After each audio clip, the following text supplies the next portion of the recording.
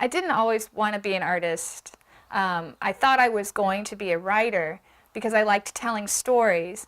And when I was first learning about art, I was thinking, oh, well, how much can one image tell? You can't tell a story. And it wasn't until later that I started seeing how stories could be hidden in paintings. So for me, being able to hide a story in one image is almost part of the challenge and part of the fun.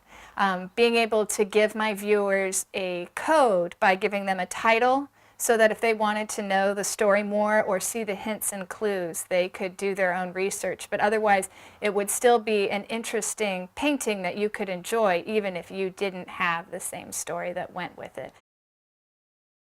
So my still life series are predominantly toys, and I picked toys because I love symbolism, I love hiding meaning, and toys are the perfect symbols. Because when you see a toy truck, you don't go, oh, that's just a painting of a truck. It's like, it's a toy truck. Wait, why did she paint a toy truck? That's not like a bowl of bananas or something. It's not something traditionally, seen as a still life.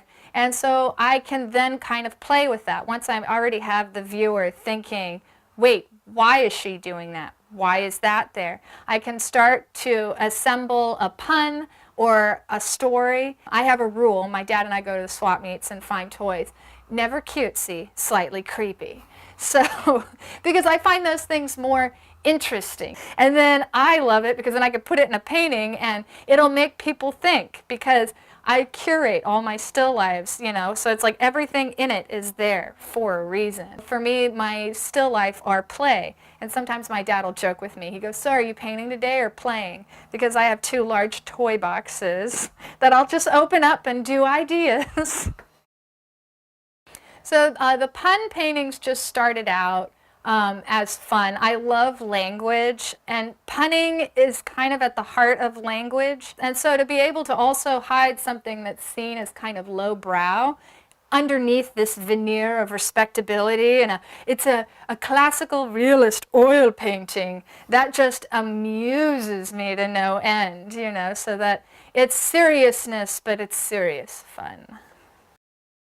So I'm also working on a series of 80 portraits of mostly women from Greek mythology, but modernized. I have them come to my studio. I tell them wear whatever you want, because I want to capture personality. And as soon as you give someone a costume, they are no longer that person. They are playing somebody. So like this painting is Iphigenia.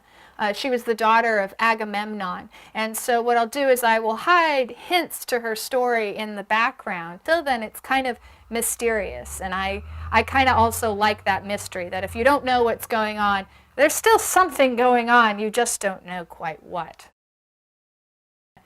So each painting of the 80 that I'm going to be doing for my Mythica series is a unique person, so it's an individual portrait, but when they all come together, they're going to represent modern interpretations of stories. Like a lot of myths they're not dogma. It's not, this is what happened, the end.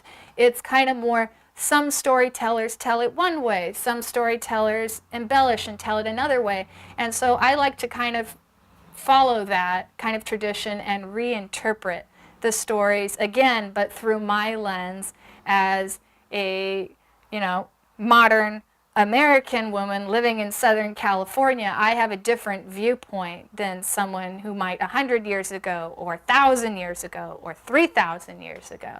And then also trying to connect these stories to how they fit in our modern context. Like, why does it matter?